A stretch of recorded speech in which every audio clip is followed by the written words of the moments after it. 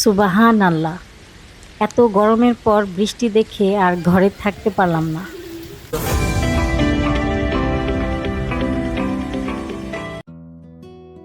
পরোটা দিয়ে খেতে আলু তরকারি রান্না করছি। আলু, টমেটো, কাঁচামরিচ, পেঁয়াজ, জিরার গুঁড়া, আদা রসুন বাটা, হলুদ মরিচ, ধনিয়ার গুঁড়া, পরিমাণ মতো লবণ দিয়ে মিক্স করে তারপর পানি দিয়ে দিলাম। এখন প্রেসার কুকারে ঢাকনা লাগিয়ে চুলায় বসিয়ে দিব। আসসালামু আলাইকুম, সবাই কেমন আছেন? আশা করছি সবাই খুব ভালো আছেন। আমি আলহামদুলিল্লাহ ভালো আছি। চলে আসলাম আরেকটি নতুন ব্লগ নিয়ে। আশা করছি সবাই একটা লাইক দিয়ে শুরু থেকে শেষ পর্যন্ত দেখবেন।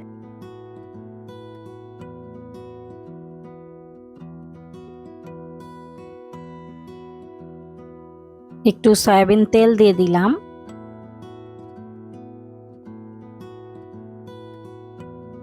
প্রেসার কুকারে 3টা সিটি বাজার পর এখন আমি বাগার দিব আলু তরকারিটা। তেলের উপর 2টা শুকনা মরিচ দিয়ে দিলাম, হাফ চা চামচ পাঁচফোড়ন দিয়ে দিলাম। পাঁচফোড়নটা হালকা ভাজার পর আলু তরকারিটা দিয়ে দিলাম। এই তো আমার আলু তরকারিটা হয়ে গেছে। এভাবে আলু তরকারি রান্না করলে পরোটার সাথে খেতে খুবই মজা লাগে।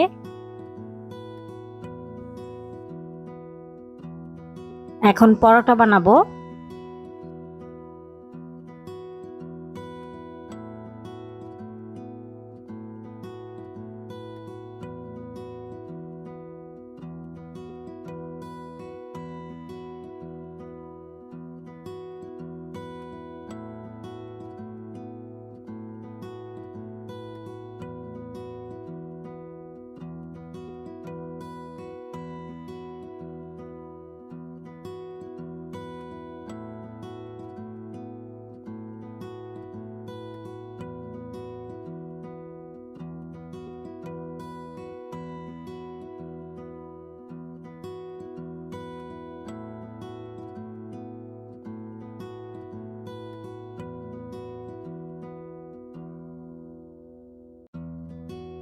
সবগুলো পরোটা বানানো হয়ে গেছে, এখন ভেজে নেব।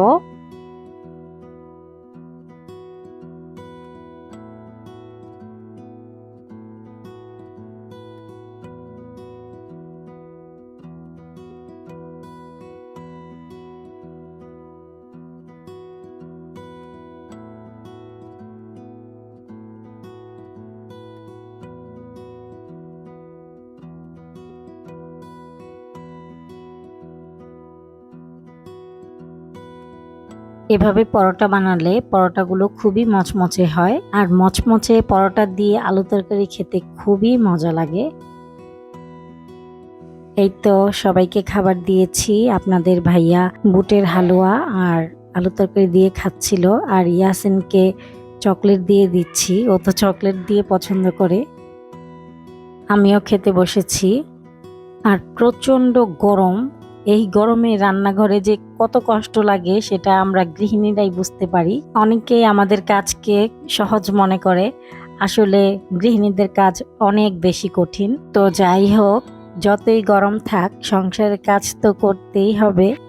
নাস্তা করার কিছুক্ষণ পরে দেখি বৃষ্টি নেমেছে। বেশ কয়েকদিন গরমের পর আজকে বৃষ্টি নামলো জুম্মার দিনে।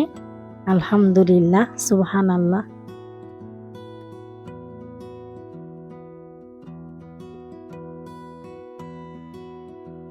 বৃষ্টি দেখতে দেখতে আমাদের সবার লোভ লেগেছে যে আজকে আমরা বৃষ্টিতে ভিজবো। তো যেই ভাবা সেই কাজ, নিচে গিয়ে কেয়ারটেকার আঙ্কেলের কাছ থেকে চাবি নিয়ে এখন আমরা ছাদে চলে এসেছি সবাই মিলে ভিজবো বলে।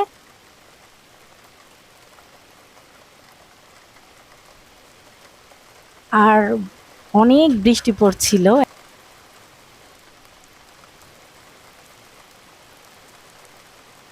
মুষলধারে বৃষ্টি পড়ছে।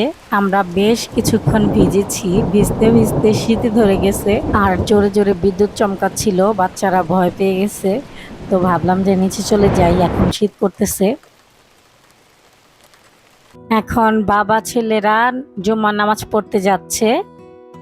পুরো দুনিয়াটা ঠান্ডা হয়ে গেছে বৃষ্টি নামাতে।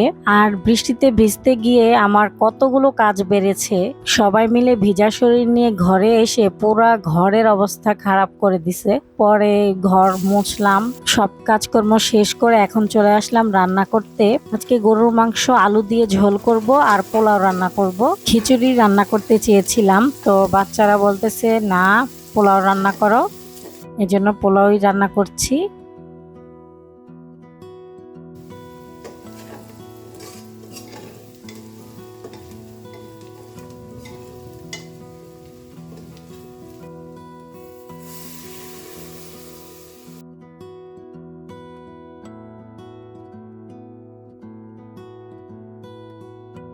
গরুর মাংসটাকে আমি প্রেসার কুকারে বসাচ্ছি। আজকে আমি সব বাটা মশলা ইউজ করছি। দারচিনি, এলাচ, লবঙ্গ, একটু জায়ফল, জয়ত্রী, পোস্তদানা, কাঠবাদাম, পেস্তা বাদাম এগুলো সব মিক্স করে বেটেছি, বেটে এখানে দিয়ে দিলাম। মশলাটা ভালো মতো কষানো হয়ে গেছে, এখন আমি গরুর মাংসটা দিয়ে দিচ্ছি। গরুর মাংসটা মশলার সাথে কষাবো।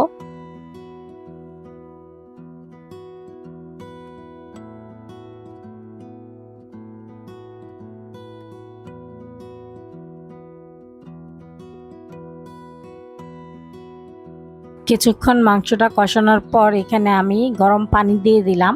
তারপর প্রেসার কুকারে ঢাকনা লাগিয়ে দেব। 5টা সিটি বাজার পর আলু দিয়ে দিব।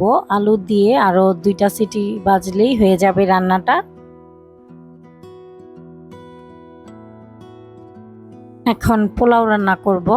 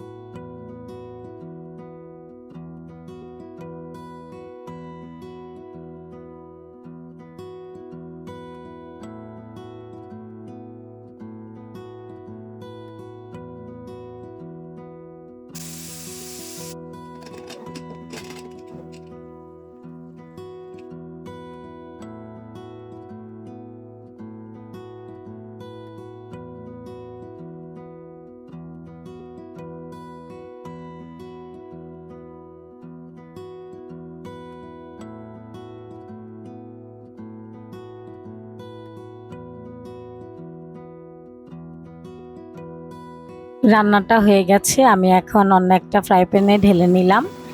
নামানোর আগে টালা জিরার গুঁড়া দিয়ে দিলাম।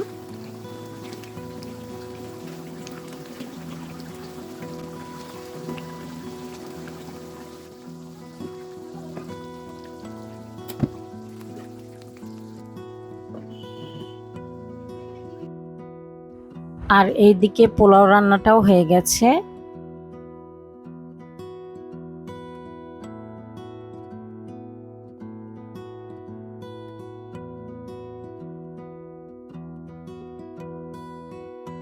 রান্না বান্না শেষ করে নামাজ পড়ে সবাইকে খাবার দিয়ে দিলাম।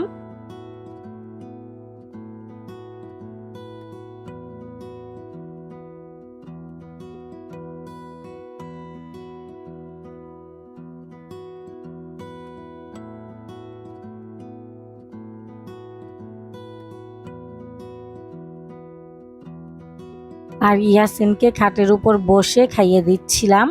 ইয়াসিন প্রতিবারের মতো আজকেও বলতেছিল আজকের খাবারটাই সব থেকে বেস্ট। ও যতবারই রান্না করি ততবারই এই কথাই বলে।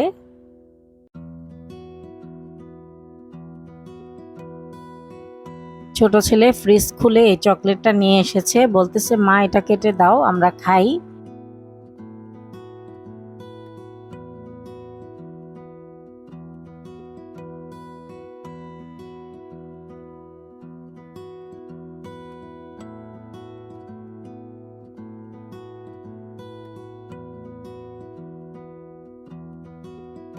ঠান্ডা ঠান্ডা ওয়েদারে ভালো একটা ঘুম দিয়েছিলাম। তো সন্ধ্যাবেলা এখন পাঁপড় ভাজতেছি আর কফি বানাবো। এখন পর্যন্ত যারা আমার চ্যানেলটি সাবস্ক্রাইব করেননি তারা প্লিজ আমার চ্যানেলটি সাবস্ক্রাইব করবেন, আর ফেসবুক থেকে দেখলে আমার ফেসবুক পেজটাও ফলো করবেন।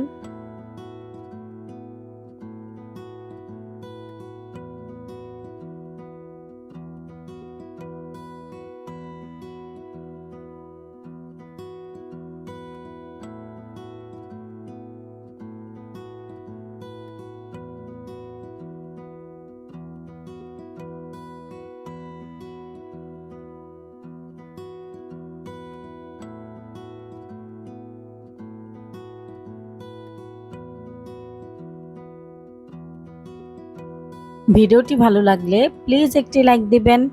ভিডিও সংক্রান্ত কোনো মতামত থাকলে কমেন্টের মাধ্যমে জানাতে পারেন। আপনাদের লাইক এবং কমেন্টস আমাকে অনেক উৎসাহিত করে নতুন একটি ভিডিও তৈরি করার জন্য। আজকের মতো ভিডিওটি এ পর্যন্তই। আবার চলে আসব নতুন একটি ব্লগ নিয়ে। সে পর্যন্ত সবাই ভালো থাকবেন, সুস্থ থাকবেন। আল্লাহ হাফেজ।